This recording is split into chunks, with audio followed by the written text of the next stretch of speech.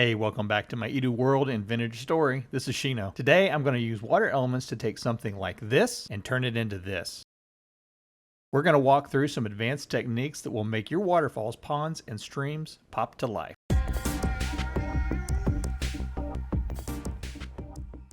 So one beautiful thing about waterfalls is they help to add vertical depth to your builds or to the terrain that you're working in. A lot of times when we're working on structures and buildings, we're focusing on, the depth of the building itself, but having a waterfall does add another layer of depth to it. It also helps to change the perspective of the viewer. So when you're showing someone your build, or if you're seeing something and you see a waterfall, immediately your eyes are going to follow it all the way up to the top. And when that happens and you change your perspective of the eye up into the sky, it creates a new view of the entire terrain around you. For example, as we're coming into this little area right here, we have, already a very nice scene. But the waterfall pulls our eyes up and look at the layers of depth that are now formed as we're looking up into the sky. That's a key feature of having a waterfall in your build. Another thing that waterfalls do is they help create a border to a build. So for example, if you are building an area and you may have a lot of area to build in and you want a definitive line, you want an area that terminates the build for people who are looking at it, a waterfall can do that. If I'm building in this area right here and I wanted to build, say, a doorway right in here, something going into let's say a mine shaft, having that waterfall on that side gives a visual cue saying, hey, my build ends at this point. It doesn't go beyond this. So you can use that to kind of help define a border of a build. If you want the build to extend even farther back or farther out, moving that waterfall to a different perspective point can do the same thing and give you more room on your build. So now as I move farther back, seeing that waterfall from a different perspective gives essence to the build, saying, hey, this is important and it's all part of the overall view.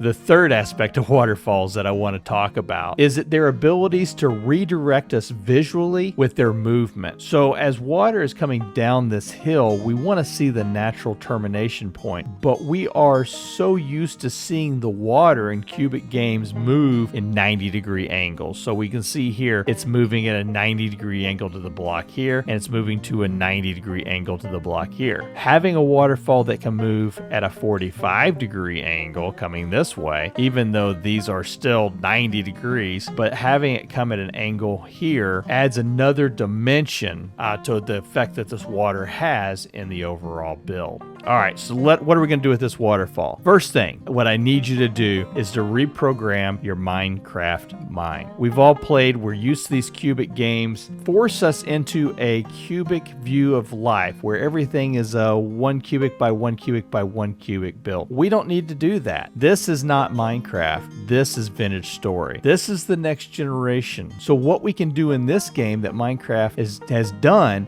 is they allow the flooding of blocks, but in Vintage Story, we can chisel those blocks and create a better view of things. So that's what we want to do with this is I'm going to start right down here at the bottom, and we're going to take this one more layer down, but I need to replace all of this with, let's do some gravel here. We need to have an area here that looks a little more structurally sound, that looks like a cliffside.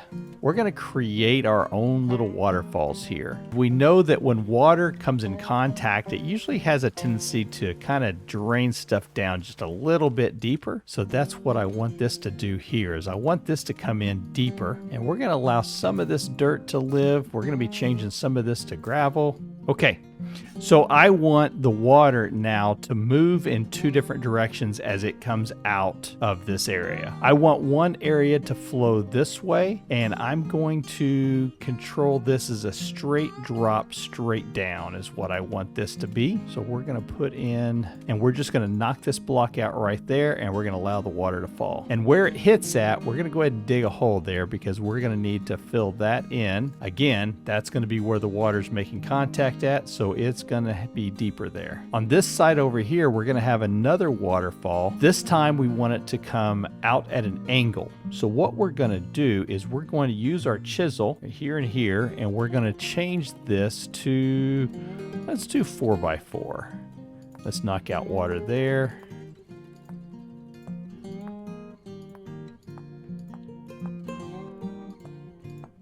There we go.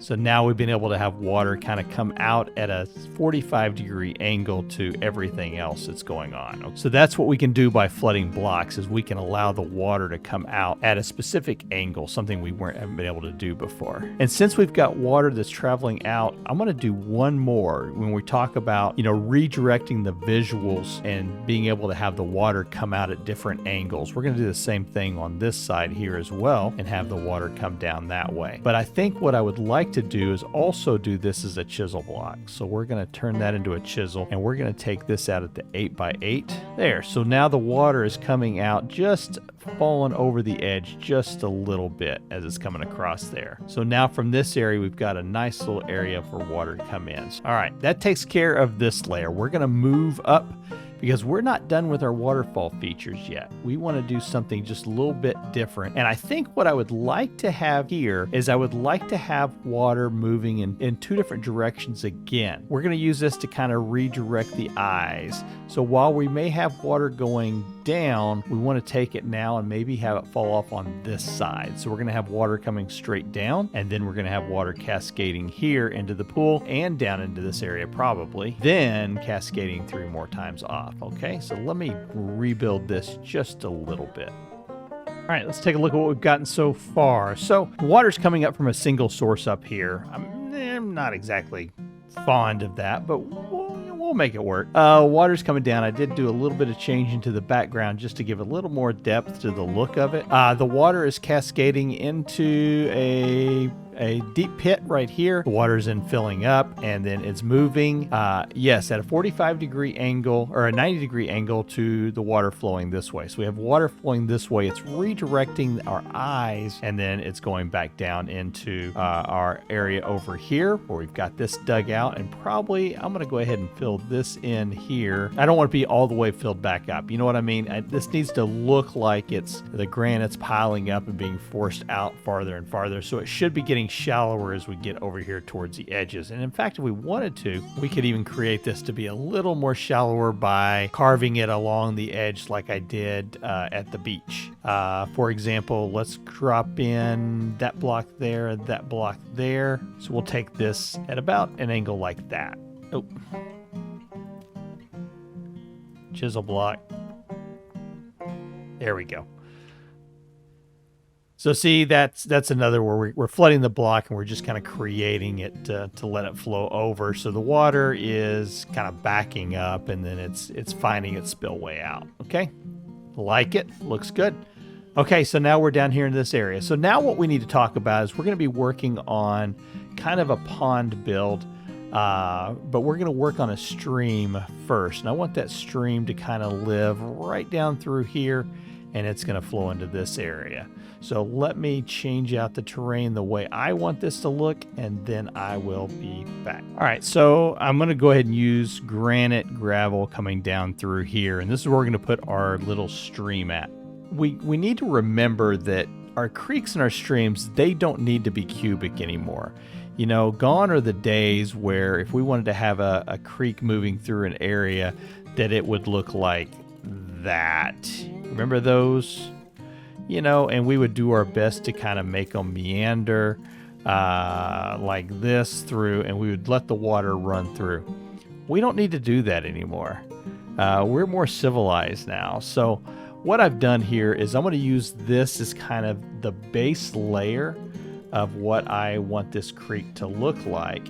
And then where I want this creek to kind of flow through, I'm going to go ahead and give it a little more height to it, and then we'll trim it back. And we're going to make like a little valley area flowing down through here with our chisel, and we're going to allow water then to seep its way down slowly as it comes down through here until it finally spills out. So now we've got a nice little stream that's going to move water right on down. Without it being cubic, we can actually have it carving its way through the stone, which I really enjoy. Okay, so we've talked a little bit about how water is going to, when it comes into an environment, it will find that path of least resistance, and it's going to travel from a higher point to a lower point. We've got water that's coming down this hill. We need to continue and bring all of that right down here into this area, into this pond here. And we're going to do that by transitioning it through another pond. This is going to be another pond area up here, and I may dig this out just a little bit more. I think I want to have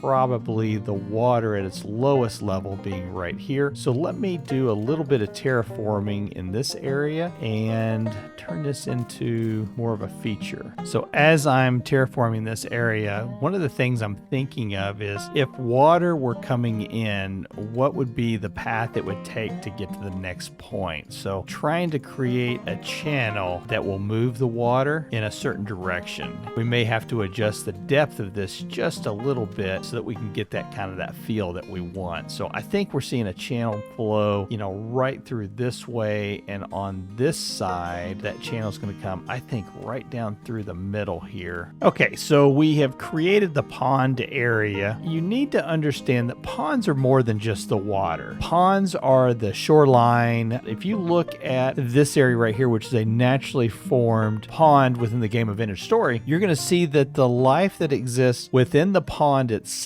also exists outside the pond for quite some distance around it. That's an important part to remember when you're designing a pond. You want to make sure that you're thinking about what's going to live farther out. Now we know we've created a shoreline. We know that the water depth is going to be at this block right here all the way around. This area up here is not going to be in the water, but we're going to go ahead and incorporate it as if it were a part of the pond. And we're going to design it and decorate it just as we would everything else. Same thing as we come over this way. This area is going to be on dry land, but it's still part of the pond. So remember that as you're doing it. The other thing to remember, as we've talked about, that ponds, they flow and they're very in depth. We have an area here that we've shown the water comes cascading in. It's going to then billow up out of this area. This is the channel. This is the area that the water naturally took to get to its exit point and on down the hill. Same thing on this side. Silt has settled in the area where the water doesn't move as fast. So you're going to have varied depths in there. So this is our channel that's flown through, and then this is the area where settlement has landed. Now, what we want to do is we want to bring additional elements